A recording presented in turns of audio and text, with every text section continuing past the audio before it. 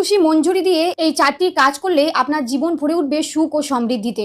1. শিবকে দুধে তুলসী মঞ্জরি নিবেদন করুন। ভগবান শিব ও পুত্র গণেশকে তুলসী পাতা নিবেদন করা নিষিদ্ধ, তবে শিবকে মঞ্জরি দিতে পারেন। তুলসী মঞ্জরি নিবেদন করলে পারিবারিক সুখ লাভ করবেন ভক্তরা। এছাড়া যদি কোনো ব্যক্তির জীবনে প্রেম না আসে বা বিবাহে বাধা আসে, তাহলে দুধে মঞ্জরি মিশিয়ে শিবকে অভিষেক করা উচিত।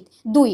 লক্ষ্মীর চরণে মঞ্জরি নিবেদন করুন। দেবী লক্ষ্মীর চরণে তুলসী মঞ্জরি নিবেদন করলে ঘরে সুখ ও সমৃদ্ধি বজায় থাকে। শুধু তাই নয়, জীবনে আসা বিভিন্ন সমস্যা থেকে মুক্তিও পাওয়া যায়। প্রতি শুক্রবারে লক্ষ্মীর চরণে তুলসী মঞ্জরি অর্পণ করতে পারলে খুব ভালো। 3. যে কোনো শুভ দিনে গঙ্গা জলে মঞ্জরি মিশিয়ে সপ্তাহে 2 দিন ঘরে ছিটিয়ে দিন।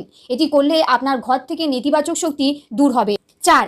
লাল কাপড়ে তুলসীর মঞ্জরি বেঁধে রাখুন। এটি করলে আপনার ঘরে দেবী লক্ষ্মীর অধিবাস হবে। এছাড়াও আপনার অর্থের অভাব হবে না। এর জন্য একটি লাল কাপড়ে তুলসী মঞ্জরি বেঁধে আপনার বাড়ির যে স্থানে টাকা রাখেন সেখানে রাখুন।